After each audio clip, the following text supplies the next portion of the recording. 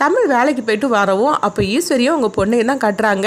நம்ம இன்னைக்கு இந்த கொட்டைகளை வந்து இருக்கிறோன்னா அதுக்கு இவ நம்ம காரணம் அப்படின்னு சொல்லவும் உடனே வந்து தமிழை தடுத்து நிறுத்துறாங்க.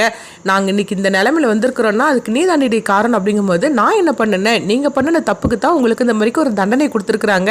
இங்கே பாருங்கள், எனக்கு பேசுறதுக்கெலாம் டைம் இல்லை, எனக்கு நிறைய படிக்க வேண்டியது இருக்குது, அதனால நிறைய வேலை இருக்குது, நான் போகிறேன் அப்படிங்கும்போது ஆமாண்டி நாங்கள் கேட்குற கேள்விக்கு பதில் கூட உன்னால் சொல்ல முடியலையா, அந்த அளவுக்கு நீ பெரிய ஆள் ஆயிட்டியா, உன்னை பாரு நான் என்ன பண்ணுற பாரு அப்படிங்கவும் உங்களால் முடிஞ்சதை நீங்கள் பண்ணிக்கிடுங்க அப்படின்னு சொல்லிட்டு போகவும் இங்கே பார்த்தோம்னா தாமரையை தான் காட்டுறாங்க. அப்போ சாவித்திரிகிட்ட சொல்கிறாங்க, என்னம்மா அதாவது அந்த மாப்பிள்ளை கெட்டவன்னு சொல்லிக்கிட்டு நம்மளை நல்லவங்கிற மாதிரிக்கு நிரூபிச்சிடலான்னு சொல்லி நம்ம பார்த்தோம்.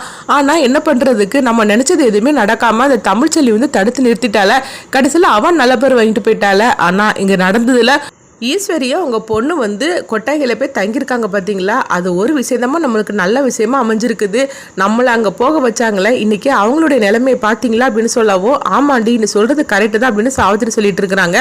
அடுத்ததாக பார்த்தோம்னா தமிழை தேடி கண்மணியும் ஆறுமுகமும் வராங்க. அப்போ தமிழுக்கு வந்து அவங்க நன்றி சொல்லவும், என்ன கண்மணி எனக்கு போய் நீ நன்றி சொல்லிட்டு இருக்கிற அப்படின்னு சொல்லும் போது, ஆமாம் இன்னைக்கு நாங்கள் 2 பேரும் கல்யாணமாகி சந்தோஷமாக இருக்கிறோன்னா அதுக்கு நீங்கள் தான் அன்னி காரணம் அப்படிங்கும்போது, அப்படிலாம் ஒன்றும் கிடையாது, நீங்கள் ஆசைப்பட்ட வாழ்க்கையை நான் வாழ வச்சேன் அவ்வளோதான், இதுக்கு எதுக்கு போய் நன்றிலாம் சொல்லிட்டு இருக்கிறீங்க அப்படின்னு சொல்லிட்டு இருக்கும்போது இங்கே பார்த்தோம்னா வந்து சேது தான் வராங்க.